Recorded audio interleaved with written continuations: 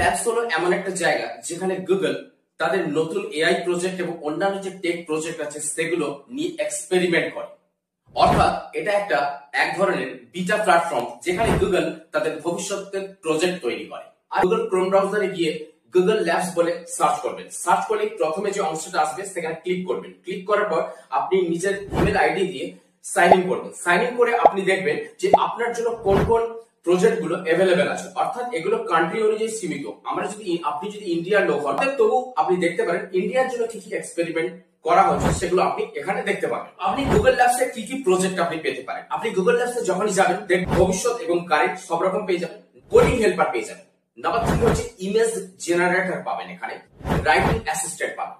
চ্যানেলটা সাবস্ক্রাইব করবেন, tips tricks চ্যানেলটা সাবস্ক্রাইব করবেন নিয়মিত টেক আপডেট জানার জন্য, এবং পারলে বন্ধু বান্ধব আত্মীয় স্বজনের মধ্যে ভিডিওটা শেয়ার করে দেবেন। ধন্যবাদ। নেক্সট আপডেটের জন্য তৈরি থাকুন।